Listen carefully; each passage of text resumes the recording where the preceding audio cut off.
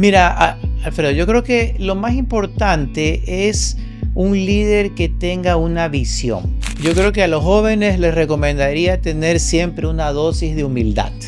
Y creo que es fundamental en ese sentido estar cerca del cliente, escuchar la voz del cliente, sensibilizarse ante las necesidades del cliente, porque es la única manera en la cual tú puedes actuar. Sería maravilloso tener esa bola de cristal y decir exactamente qué es lo que va a ocurrir en 5 o 10 años, pero las cosas cambian de una manera tan dramática que no es tan sencillo. Hoy en día, prohibir el uso de la inteligencia artificial en el sistema académico es tan absurdo como prohibir el uso de la calculadora.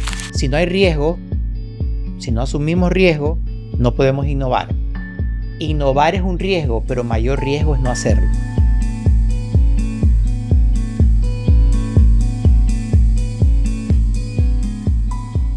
Buenos días, bienvenido a este nuevo episodio de este podcast CEO 360. En esta ocasión tengo un súper invitado, Roberto. Muchas gracias por aceptar la invitación.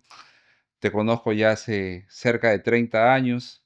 Estamos arrancando ambos nuestras carreras profesionales allá en la década de los 90 y realmente muchas anécdotas y mucho que compartir. Roberto, profesor del IDE, con mucha experiencia formando a líderes empresariales y sobre todo a personas muy vinculadas al área de recursos humanos. Gracias por este espacio, Roberto.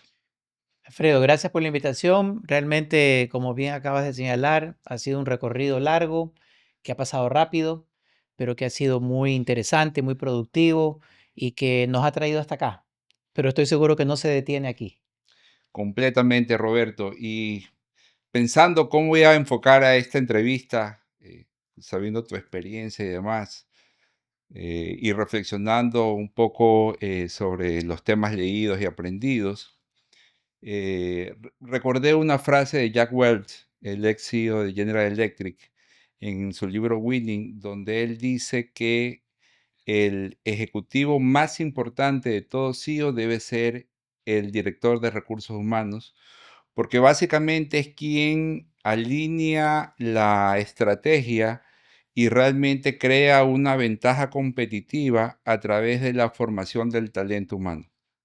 ¿Qué nos puedes compartir, Roberto, de tu experiencia con esta afirmación que la dio ya hace algunas décadas atrás y que desde mi punto de vista aún se mantiene vigente? Bueno, creo que es una frase muy profunda con un gran contenido en el sentido de reconocer que la diferenciación entre las organizaciones sin duda viene dada por la calidad de su gente, que es lo que te crea una cultura organizacional y obviamente la que hace que las cosas sucedan. Muchas veces podemos entrar tal vez en esa forma de pensamiento de que la tecnología, los activos y muchos otros recursos que la organización tiene, que sin duda son importantes, son fundamentales, pueden marcar la diferencia y pueden marcar el camino del éxito.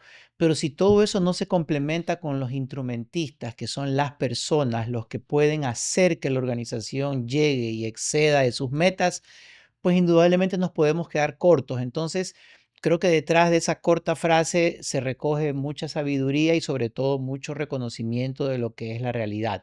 Obviamente, una cosa es decirlo, pero otra cosa es hacerlo realidad.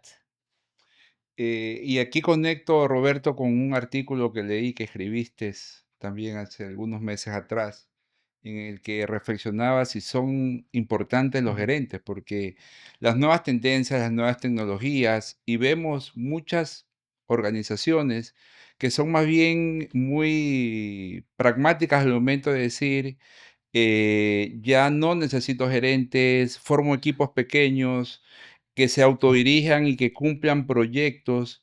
¿Qué tan relevante es esta nueva forma de gestionar equipos desde tu experiencia y lo crees aplicable hacia nuestro país, hacia nuestra región, hacia nuestra cultura? Bueno, voy a responder por partes. Primero, sí, efectivamente, qué bueno que hayas traído a referencia ese artículo y soy muy sincero también. Digamos, me ilustré, por llamarlo de esa forma, en un caso emblemático de Harvard acerca de lo que esta compañía tan reconocida que es Google hizo hace algunos años, tratando justamente de entender hasta qué punto el rol de sus líderes era o no era decisivo dentro de la organización. Pensemos pues en una empresa como Google, que tiene tanto éxito y que se caracteriza, por decirlo así, por estar siempre a la vanguardia. Y al final, la conclusión, después de algunos análisis y demás, y esto no es menor lo que voy a decir, es que los buenos gerentes son muy necesarios. Pero mira que recalco la palabra buenos gerentes. Y detrás de ese adjetivo, ¿qué tenemos? Líderes que entiendan lo que significa desarrollar a sus equipos, líderes que entiendan lo que significa preocuparse por el bienestar de sus equipos, líderes que de alguna forma sean unos extraordinarios entrenadores que saquen lo mejor de la gente y que asimismo estén en un constante proceso de autodesarrollo. Todo eso, tú me preguntabas si es aplicable acá. Pues pienso que nadie pudiera discutirlo, ¿verdad? Sin duda, tenemos casos muy importantes de empresas que han trascendido al liderazgo de personas que han sido extraordinarias y que creo que asimismo son seres humanos con errores y virtudes, como todos, pero que han tratado de apalancarse de esas virtudes para hacer cosas grandiosas. Entonces, ahí viene el llamado de ver cómo esto puede, llamémoslo de alguna forma, viralizarse dentro de nuestro sector empresarial. Y lo que siempre me preguntan en clase, y esto es bien, yo diría anecdótico, pero ¿cómo puedo, usted me puede enseñar? ¿Cómo podemos nosotros reconocer y desarrollar esas habilidades de liderazgo? Yo les digo lo siguiente, mira, la mala noticia es que no te lo puedo enseñar, pero la buena noticia es que sí lo puedes aprender. Claro, porque eso viene desde la decisión personal de cambio y el cambio siempre viene desde dentro. Absolutamente. Entonces yo creo que con eso les dejo esa reflexión para que vean que, como tú bien lo acabas de decir, esta es una decisión interna. Y a partir de esa decisión interna, obviamente tienes que hacer un gran esfuerzo para poder seguir avanzando. Ahora, vamos a explorar esta reflexión que me acabas de decir. No la había escuchado antes, pero me hace mucho sentido. ¿Cómo lo aprendo? Muy bien. Mira, ¿Cuál es ese camino o cuáles serían esos 3 tips que tú recomendarías a una persona que desea convertirse en un líder para decir, este es el camino que tengo que seguir para desarrollarme? lo primero que yo le recomendaría a un joven o a alguien que está empezando, o quizás que ya está en alguna etapa de su carrera de desarrollo, busca un mentor. ¿Sí? Mira dentro de tu organización a quién puedes imaginar o visualizar como alguien de quien aprender, alguien de quien copiar lo bueno. Tampoco te estoy diciendo que idealices y creas que las personas son absolutamente perfectas, porque no lo son, pero que puedas tomar lo bueno, buscar un mentor. En mi caso lo tuve y creo que me ha servido mucho a lo largo de mi vida profesional y lo tuve desde muy joven y sin duda aprendí mucho de ese o esos mentores que tuve. Eso sería lo primero. Segundo, atrévete a poner en práctica cosas que sean relevantes y que sean de alguna manera de impacto dentro de la organización. Y el atreverte a ponerlo en práctica no significa salirte dentro de las normas o parámetros, sino tratar de hacerlo en tu día a día. Y tercero, ya que me pides esta, digamos, fórmula, yo creo que encuentra también siempre un propósito en lo que haces. No hay nada peor que estar trabajando todos los días de una manera mecánica sin entender detrás de eso que haces en qué conecta con las cosas que la organización busca y lo que para ti hace sentido personal. Pienso que si sigues esas 3 instancias, seguramente vas a encontrar esa imagen de liderazgo que quieres construir. Y seguramente vas a crecer en tu carrera profesional, ¿no? Ahí también un aspecto fundamental y que también tenemos que ser conscientes es el poder irnos midiendo y poder ir viendo que realmente ese progreso se vaya generando a lo largo de tu carrera profesional, porque muchas veces sucede que hay chicos jóvenes que tienen esa ambición y tienen ese deseo de desarrollo, pero se encuentran en organizaciones que simplemente no dan cabida a ese avance, a ese progreso y a ese desarrollo. Ahí creo que también es muy importante que hagas tú una reflexión y tú digas, bueno, estoy en el lugar correcto donde puedo desarrollarme y si no lo estoy, buscar hacia dónde ir, ¿no? Todo lo que acabas de decir es cierto y yo le agregaría nada más un punto adicional, porque los ritmos, las velocidades que muchas veces demuestran las nuevas generaciones pueden también ser en cierto momento desproporcionadas. Y las grandes cosas no se construyen de un momento a otro. Así como las grandes carreras profesionales no puedes pretender que las vas a armar en 2 años. Entonces hay que tener también cierta dosis de, yo diría, de paciencia, pero sabiendo que estás cada día haciendo algo que te acerque a ese objetivo. Pero insisto, teniendo en cuenta también que a veces hay que tener paciencia. Hay que tener paciencia y hay que tener muy claro ese propósito hacia donde quieres llegar y trazar un plan de acción, ¿no? Totalmente. Y todos los días, perdón, Alfredo, es preguntarte, ¿lo que estoy haciendo me está acercando a lo que quiero o no? Sí, esa es una pregunta fundamental que hay que con mucha frecuencia recordártela y ponerla en blanco y negro para saber si estás en la visión correcta y si estás en el camino correcto. Roberto, siguiendo conversando sobre el liderazgo y a través de tu larga trayectoria profesional, seguramente tuviste, y bien lo mencionaste, mentores que te inspiraron y que te apoyaron en tu desarrollo y tu progreso. Si pudieras recordar qué características tenían esos mentores y qué aprendiste de ellos, ¿qué nos puedes compartir?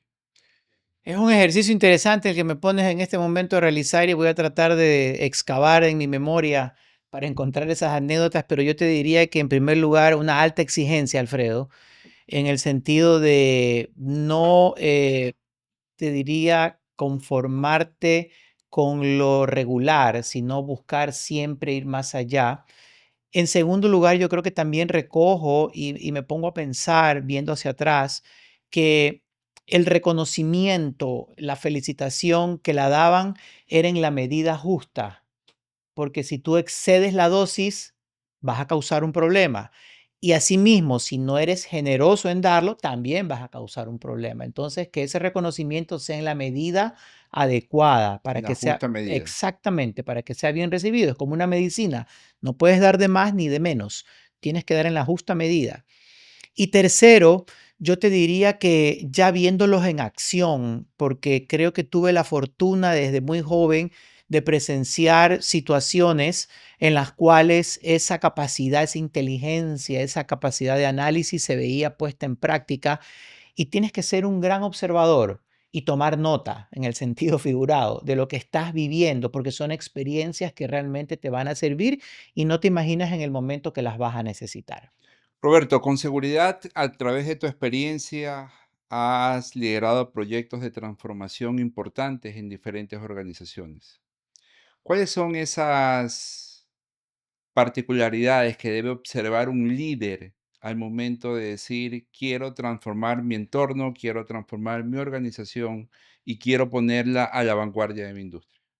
Mira, Alfredo, yo creo que lo más importante es un líder que tenga una visión, pero una visión clara, donde de alguna manera en función de su conocimiento, su experiencia, pueda adelantarse y ver más allá y que entienda que las tendencias y el camino está dirigiéndose por este sector y de esa manera prepare a su empresa ahora para ayudarla a que pueda dar ese salto. Pero eso es fundamental, porque si ese líder no tiene esa capacidad, esa visión, la transformación va a estar en determinado momento, llamémoslo, no tan clara y eso puede causar angustia e incertidumbre dentro de todos los actores. Entonces se vuelve clave esa mirada de ese líder que sabe a dónde la quiere llevar y que por supuesto puede buscar ayuda en asesores, puede buscar ayuda en otros para que lo lleven a concretar esa visión.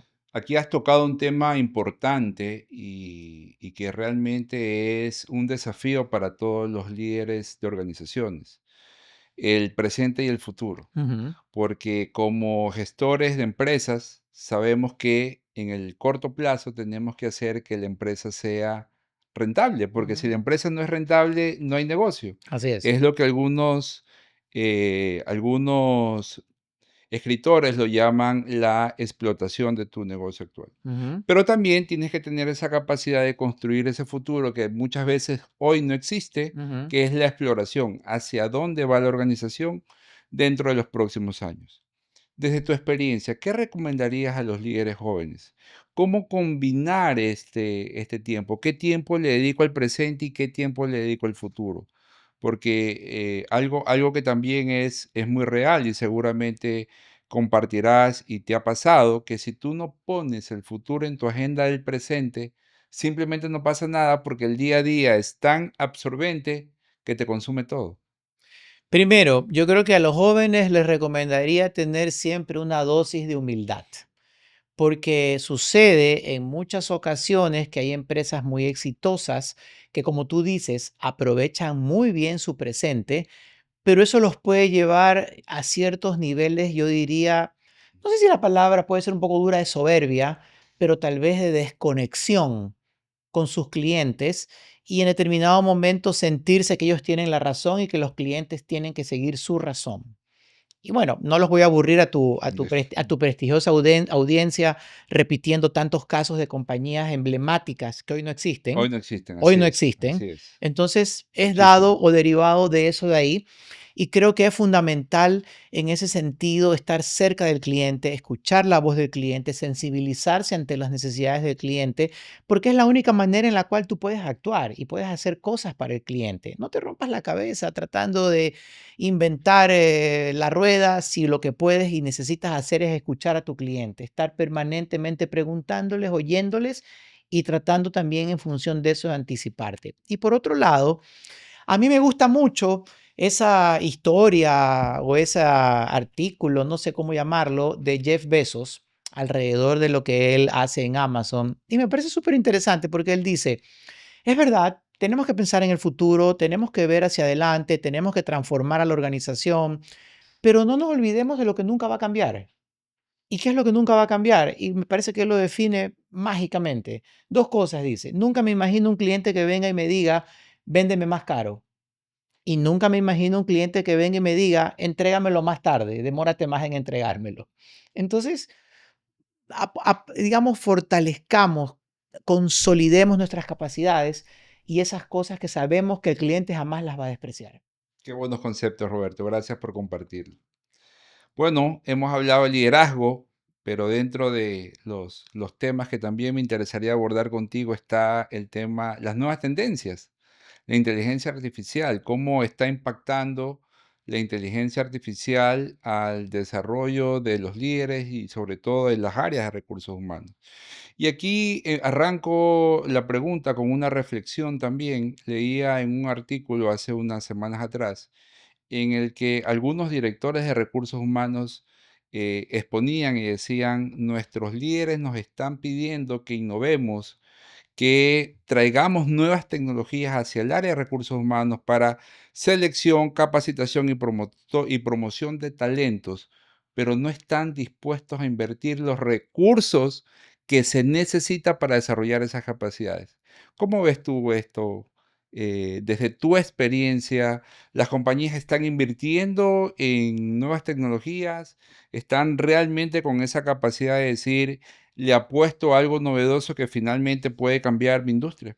Es una paradoja, sin duda, porque ves que muchas organizaciones realizan inversiones realmente muy importantes en ERPs y en sistemas integrados, pero que van dirigidos quizás más a la parte, llamémosle, del corazón del negocio, lo que es comercial, lo que es la parte de operaciones, lo que es la parte financiera.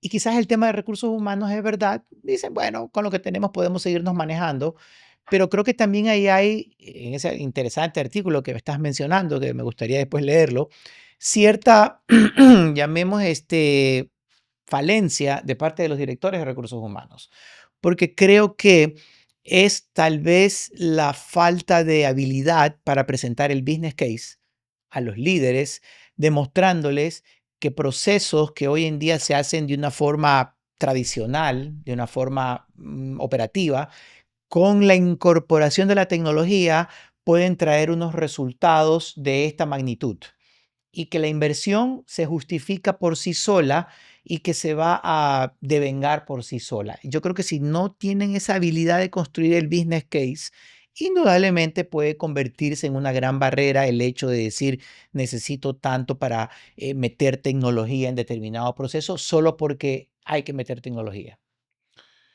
¿Cuáles son esas tecnologías que están impactando el área de recursos humanos y el Mm. área de liderazgo de las organizaciones? Y que tú ves que en el futuro se van a mantener y que quien no se suba a esa ola simplemente va a quedar fuera de su sector. Mira, yo creo que hay grandes y enormes posibilidades en todo lo que tiene que ver con analítica predictiva, ¿sí? Y ahí entramos en conceptos de machine learning, ¿no es verdad? En el sentido de que la tecnología, la inteligencia artificial, te puede proyectar un futuro que aún no ha sucedido a través de información del pasado, Es correcto. ¿no verdad? Así es, así es. Pero no te puedes quedar solo, Alfredo, en decir, ok, yo visualizo que este va a ser el futuro. Voy a ponerte un ejemplo quizás muy sencillo, muy simple. La rotación de personal, que para muchas organizaciones puede ser un gran desafío, ¿no? ¿Verdad? Completamente. Entonces viene un director de recursos humanos y a lo mejor establece una muy buena correlación de los parámetros estadísticos, históricos, en cuanto al tema de rotación de personal y viene donde su CEO y le dice, ingeniero Bustos, la rotación de personal para el cierre del año 2025, proyectamos que va a estar en X por ciento. Ok, termina el año y él te dice, vea, acerté con la rotación de personal, es verdad, lo que yo le dije que iba a pasar, pasó. Suena muy interesante, pero al final del día, ¿a ti de qué te sirve eso? Si es que a partir de esa proyección que yo he hecho, no tengo también las herramientas y la capacidad para decirte, pero vamos a hacer cosas para que ese futuro no ocurra. Vamos a intervenir ahora tomando acciones, tomando medidas para que ese futuro que estamos visualizando que puede ocurrir a fines del 2025 no suceda y así como organización protegernos ante la rotación de personal. Ahí hay grandes oportunidades, ahí hay grandes espacios, te repito, a partir del uso de la analítica, la tecnología combinadas para poder tomar acciones y poder manejar un futuro a tu conveniencia y para lo que tú necesitas. Has tocado un tema importante, ¿no? Que es la rotación de personal. Y también hace unos 2, 3 años atrás leía también un artículo que decía que este es el principal desafío que veían algunos CEOs en sus industrias hacia el futuro. Por un lado, la rotación de personal y por otro lado, el tener profesionales competentes para lo que la organización demandaba. Desde tu experiencia, ¿cómo visualizas esto? ¿Realmente la rotación de personal y la falta de profesionales experimentados y capacitados es una real preocupación del CEO y hasta qué punto está afectando eso a los negocios? Mira, el fenómeno que ocurre, al menos en mercados como el nuestro, es que a veces esa realidad puede estar, llamémosle, un poco disfrazada por esta otra situación que la vivimos y que sabemos de la alta tasa de desempleo y subempleo que tenemos en el país. Entonces, alguien en determinado momento puede pensar y decir, pero no debería de ser tan crítica la rotación de personal si la oferta laboral es enorme. Pero ahí viene el punto de esa oferta laboral que ciertamente es grande. Es real eso. ¿Cuál es de calidad? ¿Cuál tiene el nivel que tú requieres para ser competitivo y de excelencia? Ahí entramos ya en otra discusión y te vas prácticamente a una franja de esa oferta laboral muy reducida por la cual todas las empresas se pelean, por la cual todas las empresas quieren agarrar de ahí al talento que están buscando.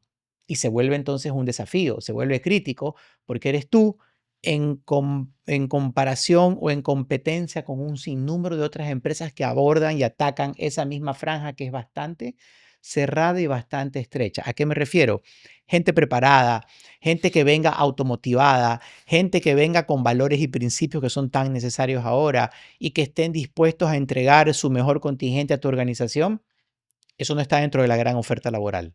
Eso está dentro de un segmento bastante pequeño. Roberto, desde tu experiencia, ¿selección o formación y desarrollo? Porque estás tratando un tema muy relevante, ¿no? Tú me dices, encontramos en oferta laboral una franja pequeñísima de profesionales capacitados para que se incorporen y den los resultados que mi organización necesita. Ahí tal vez un tema que a veces no nos ponemos a pensar como CEOs o simplemente no lo desarrollamos es, ¿qué tal si en lugar de salir a buscar a ese profesional ya formado, contrato profesionales jóvenes con ganas, con actitud, y yo hago el proceso de formación, desarrollo y promoción a través de un plan de carrera? ¿Cómo lo ves desde tu experiencia? Nuevamente, ahí se requiere también una dosis de paciencia, ¿verdad? Porque el talento, indudablemente, como tú señalas, necesita irse madurando, necesita ir creciendo y me parece una excelente alternativa ante esta realidad del mercado, poder formar tu propia escuela interna. Bueno, pero esto no es nuevo. Digamos que los bancos lo hacen con las escuelas de cajeros, por decir así, donde es un puesto que naturalmente rota, que naturalmente tiene movimiento y necesitan tener un buen pipeline, ¿no verdad?, ante los cambios que se van dando. Yo siempre escucho, Alfredo, a organizaciones, por ejemplo, digamos del sector farmacéutico, del sector automotriz, que hablan acerca del gran desafío que es tener buenas personas en las áreas comerciales, que el mercado no tiene la suficiente oferta. Entonces, ¿por qué no construyen internamente esas escuelas para poder ir desde abajo desarrollando y preparando a esas personas para que estén en algún momento listas a ubicarse dentro de las vacantes que se puedan generar? Pero eso nuevamente, eso requiere planificación, requiere tiempo, requiere cierta paciencia. Y a veces estamos en la premura del día a día y esas cosas pues se las pasa por alto, ¿verdad? Completamente.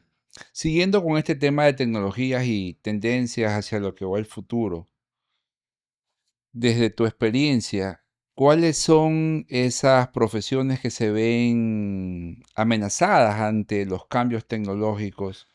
¿Y qué recomendarías a los profesionales jóvenes que necesitan aprender para que realmente ese impacto sea el menor impacto posible en sus carreras profesionales? Bueno, profesionales jóvenes y también aquellos que tienen experiencia, porque es una realidad, hay nuevas tendencias, nuevas tecnologías y el mercado laboral para personas de cierta edad simplemente se achican.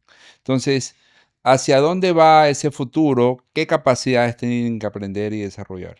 Mira, sería maravilloso tener esa bola de cristal y decir exactamente qué es lo que va a ocurrir en 5 o 10 años, pero las cosas cambian de una manera tan dramática que no es tan sencillo. Solo ponte a pensar en lo siguiente, hace 2 años y un poquito más no existía ChatGPT, ¿no verdad? Y era completamente diferente la forma de hacer muchas cosas de las que las hacemos ahora. Hace poco más de un año no existía la inteligencia artificial generativa, que ya te puede crear contenidos, imágenes, textos por sí sola. Y no sabemos de aquí a 2, 3 años qué otras cosas pueden aparecer, pero volvamos entonces nuevamente a lo básico, A lo que nunca a cambia. lo que nunca cambia, exactamente, en el sentido de cómo más bien pensar yo como profesional, yo como joven o ya una persona con cierta trayectoria, puedo aprender de esta tecnología y cómo eso puede aplicarse en mi trabajo. Te voy a poner un ejemplo que me parece bien interesante. Un profesor muy interesante de la Universidad de Kellogg, lo estaba escuchando el otro día en una intervención, y él decía, hoy en día prohibir el uso de la inteligencia artificial en el sistema académico es tan absurdo como prohibir el uso de la calculadora. De verdad, se vería muy mal un profesor que diga no pueden usar calculadora. Entonces, yo desafío a mis alumnos, yo desafío a mis estudiantes, que son estudiantes de alto nivel, en que, por ejemplo, a sabiendas de que ellos van a utilizar inteligencia artificial, de que en clase, en los exámenes lo van a utilizar, yo lo que hago es que les digo antes de una clase o antes de un examen, vengo y les digo, miren, aquí está la respuesta que nos da ChatGPT del examen. Quiero que ustedes la mejoren. Quiero que ustedes la transformen y me digan qué tomarían y qué no tomarían de la respuesta que ChatGPT nos está dejando del examen y por qué. Entonces, las cosas que no cambian son el pensamiento crítico, la capacidad de razonar, la capacidad de imaginar y pensar cómo la tecnología me puede ayudar. Segundo, la empatía, pero la empatía genuina, es decir, en el mundo que nosotros vivimos es fundamental en muchas circunstancias ponerte en los zapatos del otro para entender su punto de vista. Tercero, esto se lo repito siempre a mis hijas, Les digo, tengan iniciativa. Por más tecnología, por más, pero tengan iniciativa. Las personas con iniciativa, yo soy un ferviente creyente que destacan nítidamente de los demás. La mayoría de personas, tú les tienes que decir, tú les tienes que pedir, pero personas que propongan, que se anticipen, son muy escasas. Y cuarto, creo que también es fundamental desarrollar las habilidades de comunicación. A la gente le cuesta expresar sus ideas. A la gente se le hace difícil transmitir lo que piensan, divagan, no van al punto concreto, se van por los lados y no pueden transmitir clara y concretamente un pensamiento. Qué interesante, ¿no? Y escuchándote y reflexionando, creo que todas esas capacidades uno las puede desarrollar. Todos los días. Empatía, la iniciativa, la comunicación, son capacidades que si tú las trabajas, todos las trabajan, realmente pueden tener un progreso, ¿no? Yo he visto, te digo, tengo la fortuna, como tú bien señalabas, de trabajar con muchos estudiantes y he visto un antes y un después. Un estudiante que llegó a una maestría de este nivel y termina 2 años después en este nivel de acá. Y me muestra claramente de que es posible y que requiere esfuerzo, ¿verdad? Que requiere determinación, pero que es posible. Correcto, sin lugar a dudas, esa es la palabra determinación. A través de tu cátedra, tú seguramente has trabajado con diferentes generaciones y ese es otro desafío que nos enfrentamos quienes están al frente de equipos y liderando organizaciones. Hoy tienes en el mercado laboral tal vez 3 generaciones trabajando conjuntamente. Y tienes a esa generación de los de mayores de 40 años que pueden trabajar en equipo, están en la capacidad de conversar, integrarse, buscan trabajar con el propósito y sobre todo tienen una mentalidad de trabajo a largo plazo, que es la mentalidad que le aprendimos a nuestros padres versus las generaciones nuevas, X, Z, en el cual les cuesta trabajar en equipo, quieren resultados más inmediatos y también son dinámicas diferentes. ¿Cómo hacer o cómo debería ser ese líder para integrar estas organizaciones hacia un propósito común y lograr los resultados que la empresa demanda?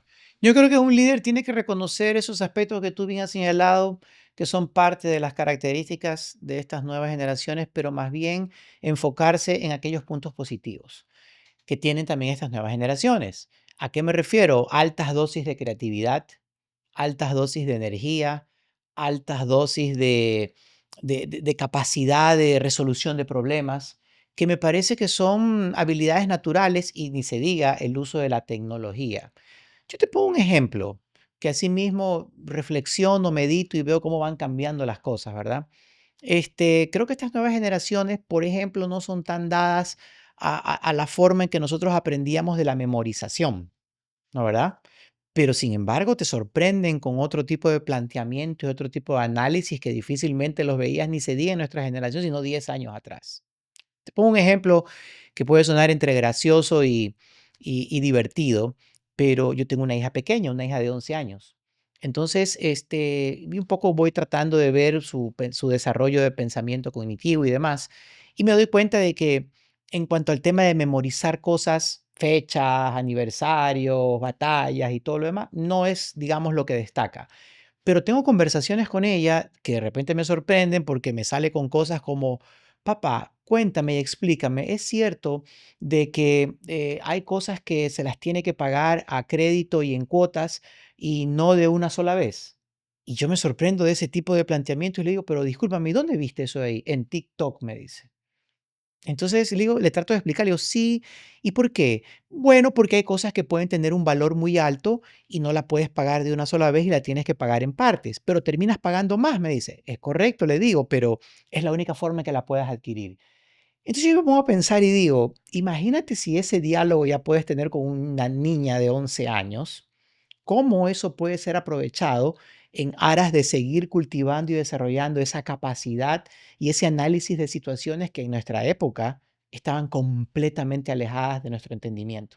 Así es. Entonces, esa es la labor del líder, el poder extraer lo mejor de sus personas e integrarlos hacia la organización. Yo pienso que la mejor versión de un líder, Alfredo, se da cuando este líder encuentra la mejor versión de su gente. Completamente. Y para encontrar la mejor versión de su gente, también él tiene que ser esa mejor versión, el construirse todos los días, el aprender diariamente y el mejorarse, ¿no? Sí, y yo agregaría el ser consistente, consistente entre lo que tú dices y lo que se ve que haces. Las personas que son consistentes creo que economizan mucho las palabras y no tienen que andar diciendo muchas cosas. Muy bien, Roberto. Cambiando de tema y llegando a la sostenibilidad, todos los líderes buscan la permanencia de su empresa. Muchos trabajan durante décadas construyendo una empresa, construyendo un futuro para sus familias y llega el momento de, como todo en todo proceso, llega el momento del retiro y trasladar eso a las nuevas generaciones. Desde tu experiencia, ¿cómo debería manejarse este proceso de transición entre los líderes que ya están saliendo de las organizaciones versus los nuevos líderes que están tomando el control para mantener la organización en el largo plazo?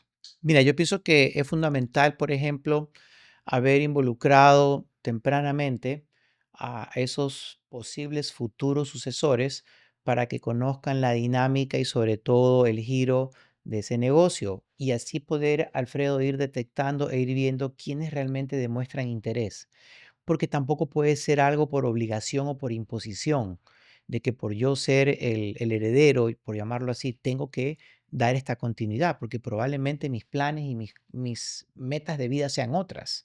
Entonces, hay que identificar quién tiene ese genuino apego hacia lo que es esa organización para que pueda dar ese paso de sucesión. Luego de eso, creo que también es necesario hacer que estos posibles futuros sucesores se formen dentro de otro tipo de organizaciones en las primeras etapas de sus vidas profesionales para que también aprendan y entiendan lo que es manejarse en entornos en los cuales no necesariamente por ser quien eres te van a seguir. Y entonces eso les va a ayudar, los va a forzar a que vayan desarrollando sus propias capacidades de influencia. ¿Qué es tener influencia? Cuando gente que no tiene por qué hacerte caso, te hace caso, ¿no verdad? Entonces, eso les va a ayudar muchísimo. Y cuando ya hayan hecho esa, llamemos, previa experiencia y ya sientan que pueden ahora sí llegar a la organización, repito, empezar un camino que sea razonable de ir tomando ciertas instancias y aprendiendo ciertas cosas que los lleve, ojalá, al momento apropiado de conectar con la sucesión. Creo que ese debería de ser más o menos una hoja de ruta, por decirlo así, para que efectivamente ese legado continúe. ¿Qué recomiendas ahí cuando hablamos de sucesión? Algunos dicen que por cada puesto de importancia de ejecutivo, directivo dentro de la organización, dentro de la compañía, tiene que haber al menos un par de candidatos que siempre estén en formación y en preparación y también en competencia para saber cuál es el que finalmente va a dar la talla y va a llevar el cargo y esa responsabilidad en el largo plazo. Sería grandioso que tengas 2. Yo me conformo con que sea uno al menos. Y que realmente esté en el camino, pero siempre reconocer de que, y a todos nos ha pasado, ¿verdad? Probablemente todos en algún momento tuvimos alguna oportunidad y no necesariamente estábamos al 100% preparados para esa oportunidad, ¿verdad? Pero que sobre todo reconociendo eso, haya posteriormente un acompañamiento. ¿No verdad? Para que esa persona en un plazo razonable llegue a estar al nivel de expectativa que ese nuevo desafío requiere. Pero sí, sin duda, si tienes 2, si tienes 3, bueno, pues las cosas se van a facilitar. Pero repito, viendo las cosas en la realidad y como suceden, con tener uno, siéntete por bien servido, porque no es tan sencillo. Y muchas veces que conecten la oportunidad con la capacidad, tienen que suceder muchas cosas alrededor para que hagan que esto de alguna forma haga sentido. Tú hablas mucho de acompañamiento y de mentorías. Sí, ¿Crees mucho en el acompañamiento, en la mentoría para desarrollar líderes de totalmente, organizaciones? totalmente. Creo que puede acelerar mucho el desarrollo de ese talento. Pienso que un mentor, pienso que alguien que tenga ese genuino interés por compartir lo que sabe, se puede convertir en un instrumento relevante dentro de una organización. Y eso es una de las cosas que debería inspirar a muchos líderes que, como tú dices, a lo mejor ya están en una etapa en la cual van cerrando un ciclo, pero qué mejor que dejar un legado acompañando y aportando al desarrollo de los que vienen. Y esta mentoría, ¿por dónde arrancarla, Roberto, desde tu experiencia? Llegas a una organización, el fundador está saliendo, hay un equipo joven, un equipo joven que está tomando este liderazgo. ¿Por dónde arrancas esta mentoría? ¿Cuáles son esos aspectos claves que valoras y hacia dónde está el real desarrollo de estos nuevos profesionales? Mira, yo pienso que arranca por la identificación de quiénes son tus reales talentos dentro de la empresa, quiénes son esas personas que tú ya has identificado que tienen un potencial. Hablando de potencial, estamos hablando de gente que le ves que tiene capacidad para algo más.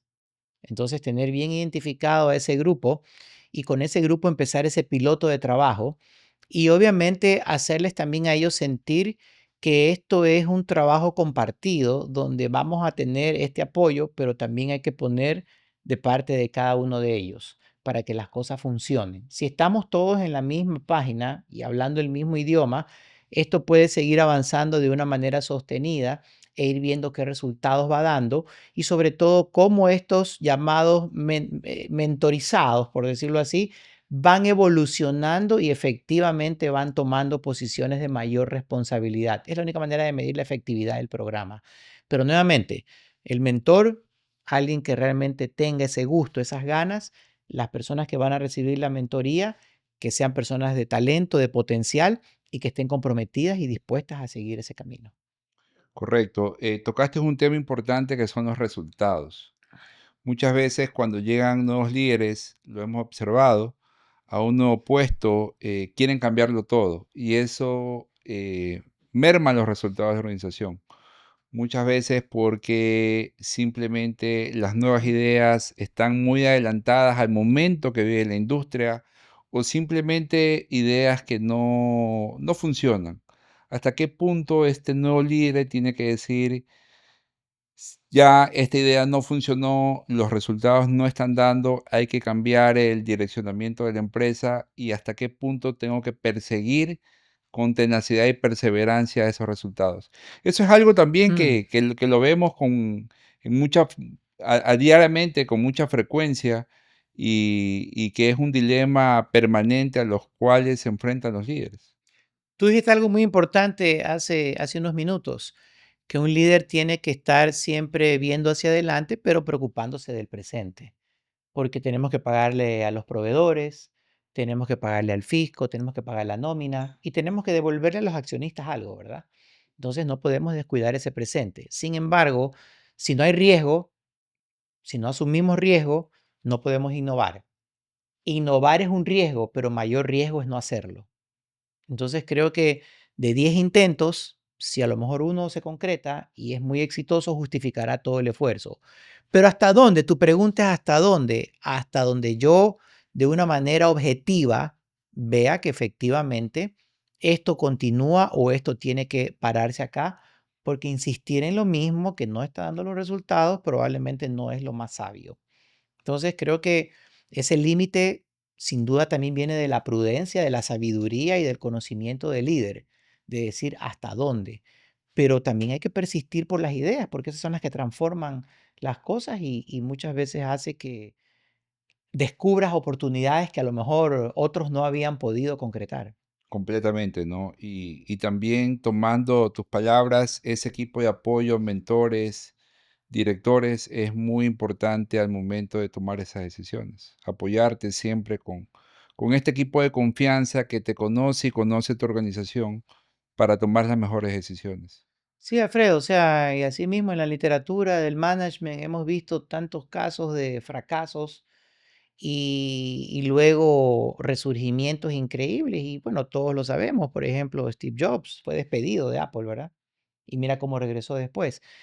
A mí se me quedó muy grabado y comparto esto porque me parece súper interesante, porque a nosotros nos da miedo fracasar, nos da miedo quedar expuestos al fracaso. Pero mira que alguna vez tuve la suerte de estar en una charla muy interesante de Tony Nadal, el tío de El Rafael tío de Nadal, Rafael Nadal. que es un conferencista, coach y todo lo demás. Y dijo, entre muchas cosas, pero la que se me quedó grabada a mí fue la siguiente. Dijo, a ver, esto fue hace 2 años. ¿Cuántos Grand Slams ha ganado Rafael Nadal? 20, no sé, algo así.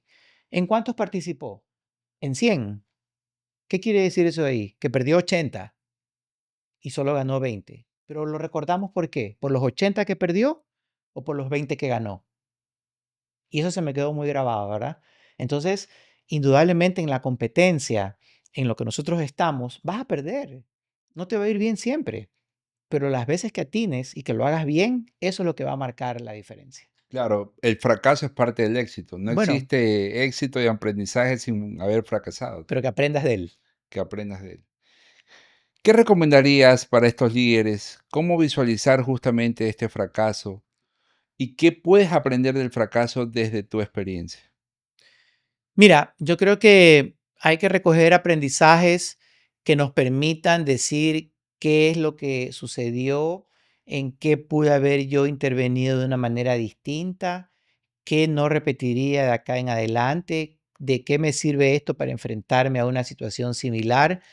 Y sobre todo, nuevamente, creo que no tiene nada de malo reconocer que en algo, en algún emprendimiento, en algún proyecto no fue mal, porque yo al menos soy escéptico de esa imagen idílica de líderes que son todo éxito y que solo comparten situaciones de éxito. Está bien compartir situaciones de éxito, a todos nos gusta escuchar situaciones de éxito, pero creo que se puede aprender mucho más incluso de aquellos fracasos. Completamente. Es parte y y estos fracasos o estos aprendizajes forman parte del camino y parte de lo que somos ahora, ¿no? Contaré que no fracases 2 veces en lo mismo. Exactamente, esa es la parte que te iba a comentar, Yo ¿no? creo que, yo creo que estamos Que claros, que si ¿verdad? fracasas o que si te equivocas, que sea algo distinto, y de los fracasos sacar aprendizajes, ¿no? La primera vez fue un error. Si lo haces la segunda vez, lo mismo ya es una decisión. Completamente. Buena reflexión, Roberto. Roberto, para cerrar, ¿qué mensajes nos compartirías a todas las personas que nos están escuchando el día de hoy? Un mensaje final. Yo trato de aplicarlo todo el tiempo a mí mismo, Alfredo. No me gusta dar consejos que no me los aplico a mí mismo. Mira, en primer lugar, yo creo que nunca sabemos demasiado. Siempre tenemos algo más que aprender, siempre tenemos algo más que descubrir. Eso es lo que nos mantiene emocionados, es lo que nos mantiene curiosos, es lo que nos mantiene siempre tratando de estar al menos el esfuerzo de estar a la vanguardia. Yo siempre digo, yo soy como un proyecto todavía no terminado. Creo que no soy un proyecto terminado, trato de todos los días seguir avanzando en ese proyecto. Y otra cosa que me parece súper importante, y mira que lo reconozco así, cuesta barbaridades desprenderte de algo que te ha funcionado, pero tenemos todos que ser lo suficientemente inteligentes para reconocer cuando algo que nos hizo bien, nos ayudó, nos funcionó en el pasado, ya no aplica en el presente y que necesitamos adaptarlo, cambiarlo o reemplazarlo. Entonces, ese reconocimiento creo que es fundamental porque a todos nos gustaría seguir plácidamente en la misma inercia, consiguiendo los resultados con las viejas fórmulas que hemos tenido. Pero sabemos que eso en la realidad actual no va a suceder. Y mira que lo reconozco, cuesta barbaridades aceptarlo, pero es fundamental y es necesario. Gracias, Roberto. Realmente ha sido un gusto compartir contigo este espacio. Gracias a ti, Alfredo.